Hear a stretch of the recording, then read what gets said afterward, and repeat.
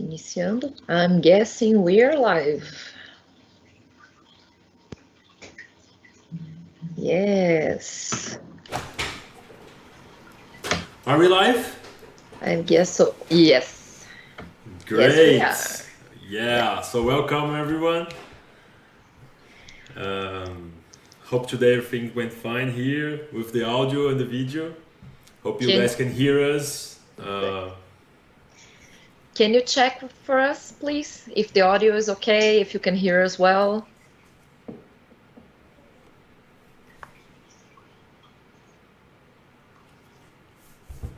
Okay.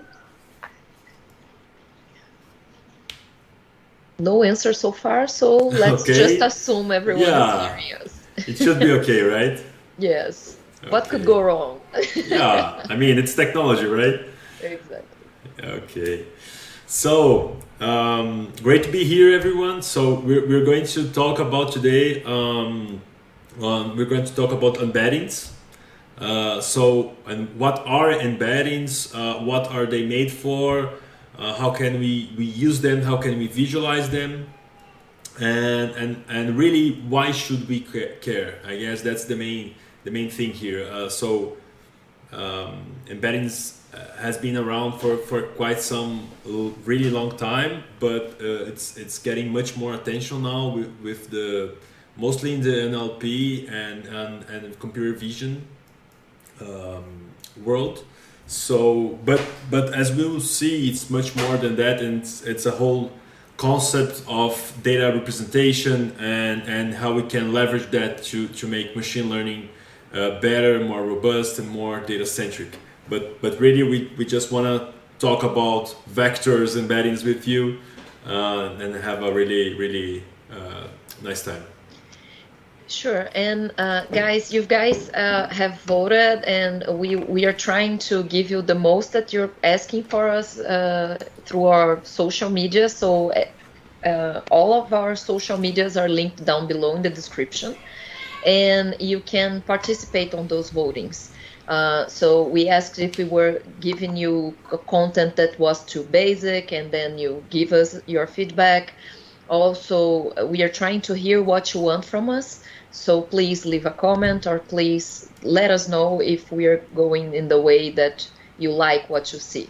And same thing for the comments here in YouTube. We are watching it, and we are going to answer each and every one of you. Okay, so let's get started, because today we're not having 1 hour of live. We're having 30 minutes on embeddings and data representation. Hope you like it.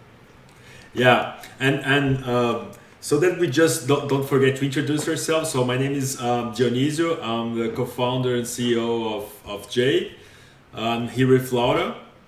I'm also one of the co-founders of J, and one of the co-founders of J, and I'm also a neuroscientist. So I like to say that because I'm very proud that I'm one of the persons that learned how to code in-house, and our product is one way I've learned most of the things that we're going to talk together. So if you are starting in your data science, or if you're transitioning between jobs, you're in the right place. Don't get don't be spooked about all the technology terms. I'm here with you. Yeah. Also, one thing that it's really I guess it's worth mentioning. We have built J, which is this machine learning framework based on vector representations and robust data, also representations. But this conversation is about embedding. So we're gonna be using J, but we're not going to explain the methods or what J is doing. We'll focus on the vectors themselves and what can we do about them. So I guess, should we open the code? Yes. Well, we only know how to explain things with coding, so VS Code will be a constant in our lives, and I guess you like it, otherwise you wouldn't be here. So let us know if it's clear enough. And we post the notebooks on our Slack community, which is also linked down below. Great. So I guess I click here now. Okay.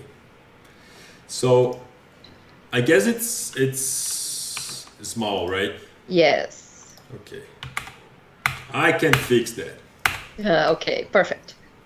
Yes. So the first thing that we're going to do today is think about data representations, and we're going to look after image data, text data, and table data. And the reason for us to do so is to make it very clear that the embedding concept is it's not something for NLP or for image or computer vision per se. So it's embeddings are projections, are data representation in kind of low dimensions. We're talking about like 1,000 dimensions and not a million, not a billion dimensions.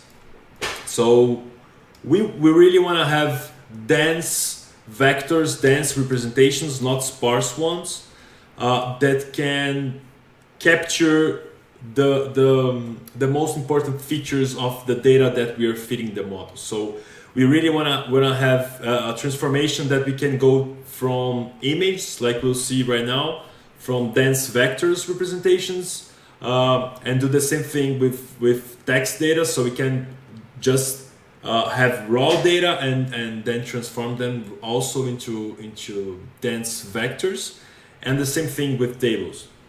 Yes, and why this is important? I mean, we are going to show along the live, but the whole thing behind embeddings is that we need to make data representation that are fitable for machines and not for humans. So when we are looking to a spreadsheet, it's a data that we can understand. We have the columns, we have the rows, and we know what is inside. With all the messy data that we have in real life data, but still it's something that a human can look and understand. The idea with embeddings is that you transform this thing, this data, and make a representation that is good enough for the machine to understand. And this is one of the reasons why embeddings are so important for deep learning and machine learning. But we're going to go through that. And of course, if you have any kind of questions, you can go on the comments and we can answer them live. Otherwise, you can put in the comments and we'll answer and get back to you as soon as possible. Yeah.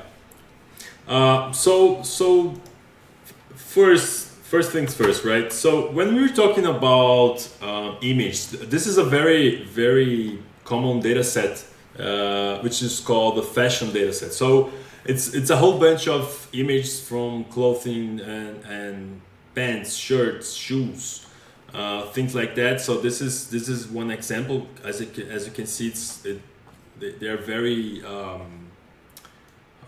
high quality, nice image that we have here of this t-shirt, and we can probably just select another. Oops, I think I just got the first 100 ones, so I can get another one. So when we think about this image as data, what we really have is kind of a really high dimensional representation, really high dimensional. Because we have pixels and also color channels for them. And if we think even more about it, we have geometric features and things and patterns that we can possibly detect and extract on the image. So you can't really work directly through raw data, right, Laura?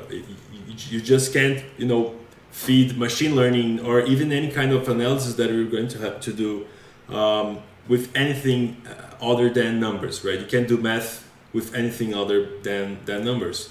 And the real question, I guess, when we talk about machine learning and when we talk about data representations and embedding is how well can you transform your raw data into numbers so that we can further get it processed and further feed other machine learning models.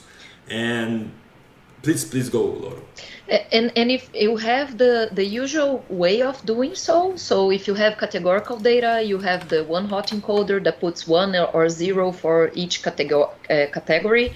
And of course, these have limitations, because if you have a bunch of categories, then you're going to have a really sparse matrix. And then this is difficult for the machine to understand.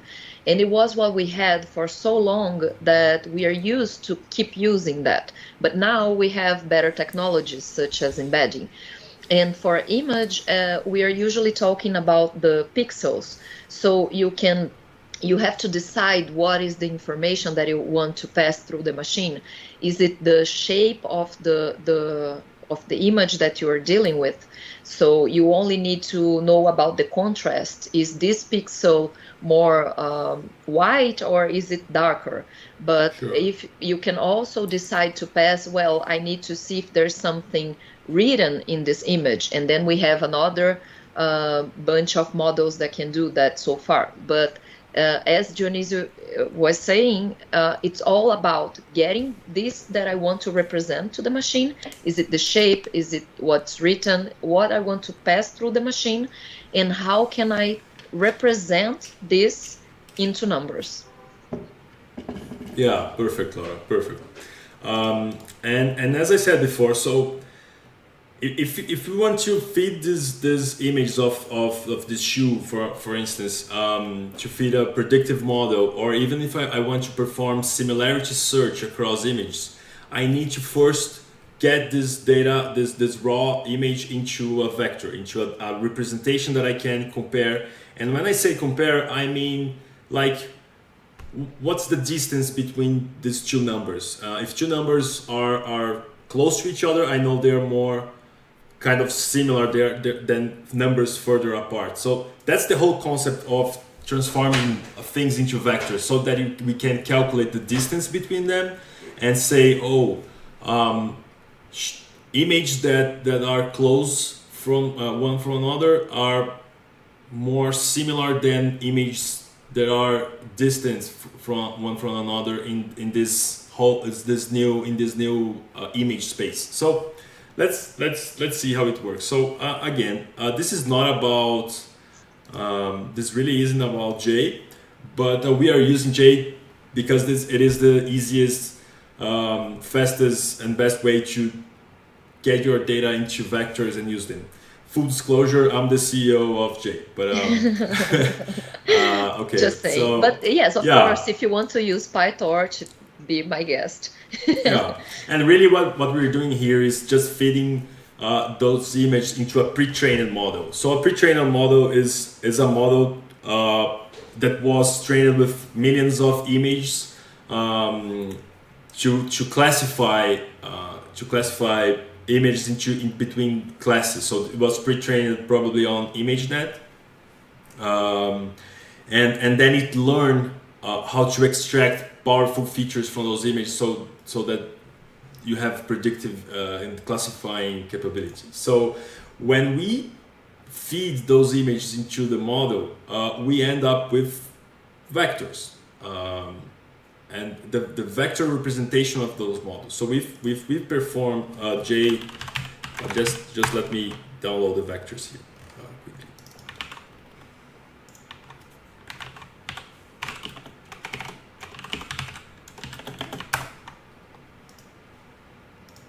He's just downloading the vectors because the live is about why embeddings and how to visualize them and how can we check if they're meaningful or not, because as we were saying, you want to represent that image. So if you want just the shape, you need to know that I don't know, a soda can is closer to other cans than to a shoe. And if you're looking at the shape of the image, for example. So how do I know that that bunch of numbers, that is my vector, it's actually representing what I want it to represent? So I have to see if I have to match it with the images and check, well, is the shoe too close to the can, or should it be further apart? Is a dress close to a skirt, or actually is it close to, I don't know, maybe a high heel shoe? So that's one of the ideas. We're getting to that right now. Yeah, and for that sneakers over here, which is the fashion item 25. We have this whole vector. So this is a vector of 1,000 dimensions that is representing that image. So this is the whole promise here. So we are saying, take this, forget about all those pixels and colors and things, and if you work with this 1,000 picture is worth 1,000 numbers, I guess. So if you take this 1,000 dimensions or 1,000 numbers to represent your image, it is enough. And it is enough for what? It is enough for getting similarity features, so you can cluster images together. So you can, for instance, search for similar images, right? So that's what we're performing right now. So if we just do so we're performing.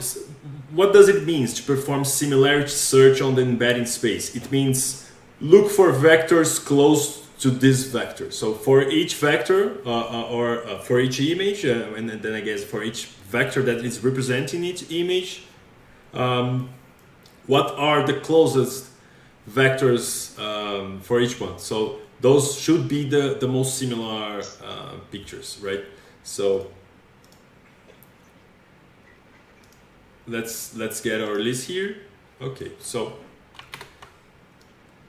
so for what we're seeing here is for the image number 1 or indexing 0. So the image 0 is most similar to the image 1, and then we can of course open image 0, which is as we've seen before, this blue shirt, and then we can open image 1, which is basically the same shirt, I guess.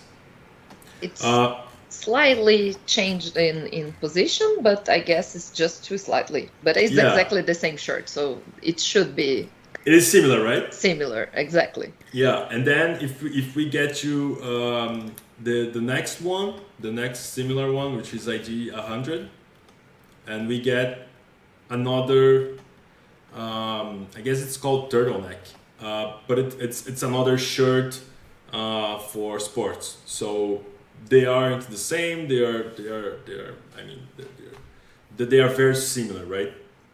So, and the crazy thing about it is that we don't even need the raw data. We can just rely on the vectors, and we can say, oh, so the vectors for this vector represents this image so well that I know that I can, trust that this vector does also represents a very similar item, which is the item 100.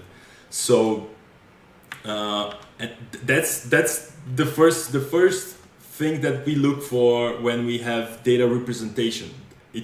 Of course, they should represent well your data, and one way to check that is to check for similarity search or even duplicates in the data using your vectors. This is quite important because first, if notice that as we were saying, we are just checking. In this case, we are extracting the shape of the image, and that's why similar shaped shirts come along. So if we were trying to take colors, then they are not that similar. So notice that the data, the information I want to pass through the machine has to be represented in those vectors. That's what we call a meaningful vector.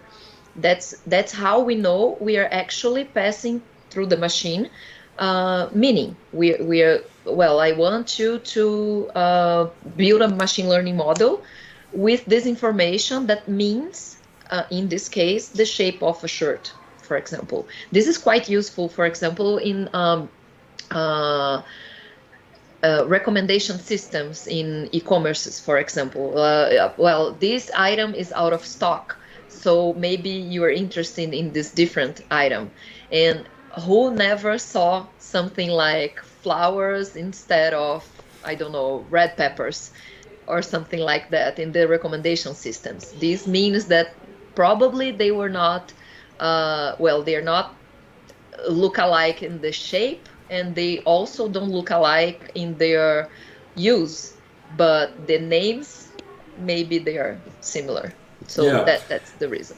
and by the way, right, Laura, we by no means have invented the term or the use of embeddings. So big tech companies have been using embeddings for data representation for quite some long time right now. So Facebook, Google, Amazon, Spotify for representing music. And remember, it's vector representation of any data. So it could be sound waves, music that is translated into vectors. It could be image, it could be text. A whole the concept of a product as an entity with a name, a description, a category, subcategories, and things like that.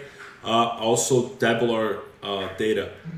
So big companies have been using that for some really long time. And now the advances in computation and in algorithms and the widespread of good and cheap cloud computing with GPUs made it possible that we can now have embeddings at scale in other industries and not only in the tech focused ones. So, but yeah, I mean, if just to have one more example, if we look at the shoes that we were looking up there, the sneakers. So right here we have them. It's 25, and the most similar one is 138. So it's like This is Laura one said, of yeah.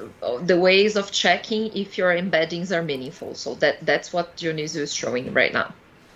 Yeah, and I mean this is something quite interesting also because of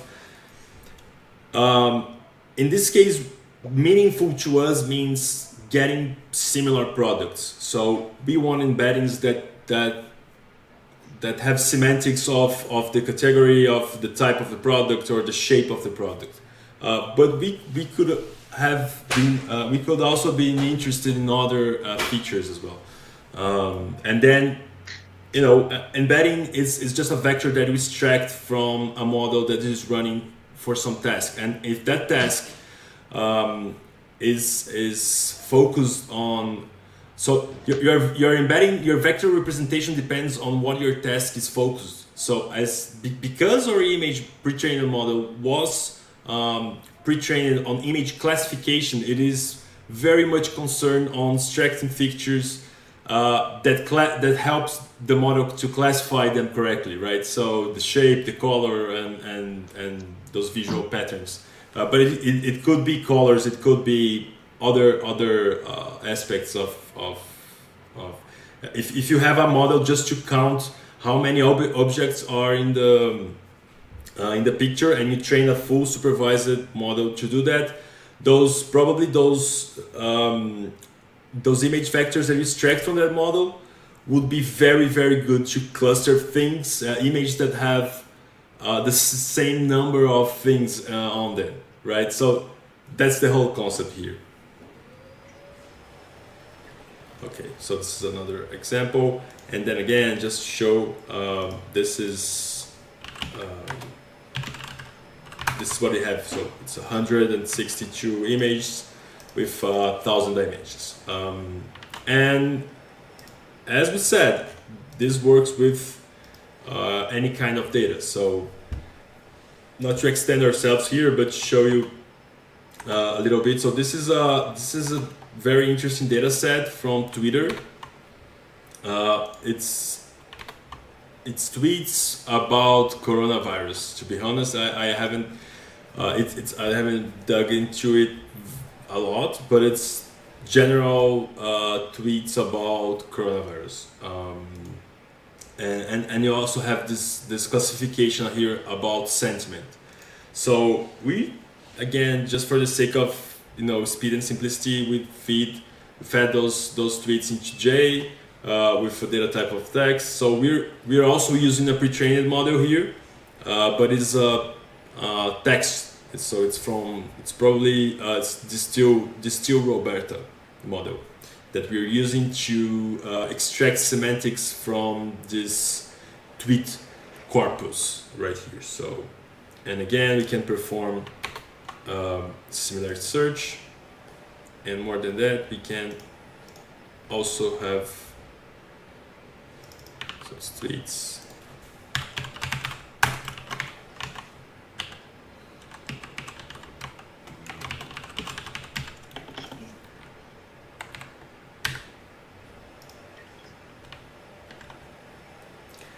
And what we are also seeing right now with it's the emergence of multimodality embeddings. So there's nothing that stops you from having embeddings that comes from multiple modalities at the same time. So one dense vector representation that represents an image aligned with a text. So imagine a product image together with its description or together with its name. So you can just fuse them together into one dense representation, meaningful representation for them. So as we did with the image, we also have 1,000 tweets transformed into 1,700 dimensional vectors. So there are not 1,000. But this is 768 dimensions of the tweet vector. So again, what we're saying is that this bunch of numbers represents this tweet very well regarding, the words that are into them and the overall meaning. Right, Laura? Exactly. So what are we trying to show here? Well, embeddings, you can keep running, so because of our time, but as I'm going to explain. So what is he running right now? As we were saying, the embeddings works for any type of data, and deep learning has proven itself over and over again for unstructured data. So for image models and also for free text, as the one that Dionisio is running right now, and also for unstructured data in general. We know that deep learning is better than regular models, but for structured data, it was always like, how is my feature importance? How do I know if this is working? How do I know that actual meaningful vectors are passing through my neural network? And why is this so important? Because as Dionisio was saying, we can compose our feature when we are passing it. Before we are passing, we pass it through a neural network. What does it mean?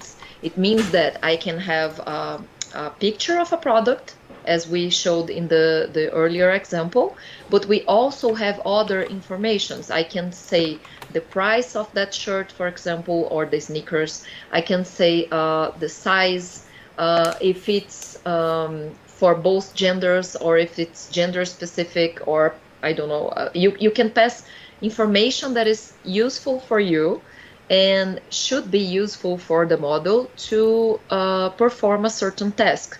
In this case, for example, we can use Twitter and sentiment analysis on those tweets to check if it's one of the ways you can, for example, filter messages that can contain fake news, for example.